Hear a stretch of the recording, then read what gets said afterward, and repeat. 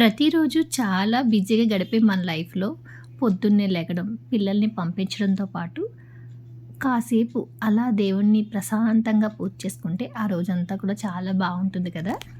Daily నా routine అయితే లెగడంతోటే ఇల్లు గుమ్మాలన్నీ చక్కగా తుడిచేసుకొని, స్నానం చేసి వంట చేయడం మొదలుపెట్టేస్తాను. ఇదివరకు రోజుల్లో ఏమో గానీ, ఈ మధ్య కాలాల్లో అయితే పిల్లలు ఎర్లీగా వెళ్ళిపోవడం అయితే స్టార్ట్ చేశారు కదండీ! ఇంచుమించుగా 6:30, 7 కల్లా వెళ్ళిపోతున్నారు.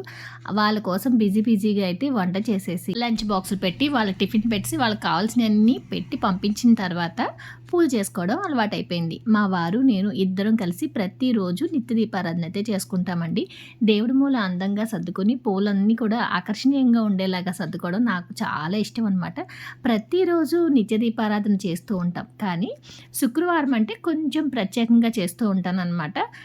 గురువారం రోజే మొత్తం ఇల్లు గుమ్మాలన్నీ కూడా కడిగేసుకొని, తులసమ్మ దగ్గర ఇలా బొట్లు పెట్టేసుకొని అన్నీ పెట్టేసుకొని ఇల్లంతా అయితే చక్కగా రెడీ చేసేసుకుంటాను.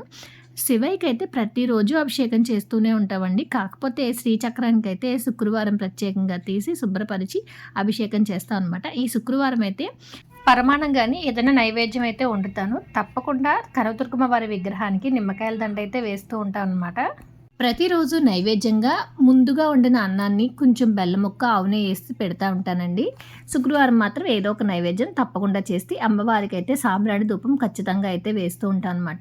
శ్రీచక్రం గురించి ఇంతకుముందు నేను పెట్టినప్పుడు చాలామంది అయితే కామెంట్స్ పెట్టారనమాట. శ్రీచక్రం ఇంట్లో ఎందుకు పెట్టుకోవడం? మీరు అసలు అంత నిష్టగా పూజ చేయగలరా?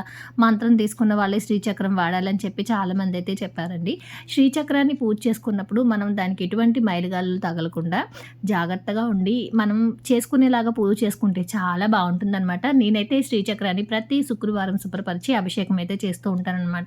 ఇలా ఎవరి సంప్రదాయాన్ని బట్టి వాళ్ళైతే చేసుకోవచ్చండి. పూజ చేసేటప్పుడు దేవుడు మనకంతా మంచి చేస్తాడని చెప్పి చేయాలి తప్ప, ఏదో జరుగుతుంది, ఇలా చేస్తే ఏమైపోతుందో, ఏం జరుగుతుందనే భయంతో అయితే అస్సలు చేయకూడదనమాట. పూజ చేసిన తర్వాత మన మనసంతా చాలా ప్రశాంతంగా ఉండి, మనలో ఉన్న పాజిటివ్ ఎనర్జీ పెరుగుతుంది.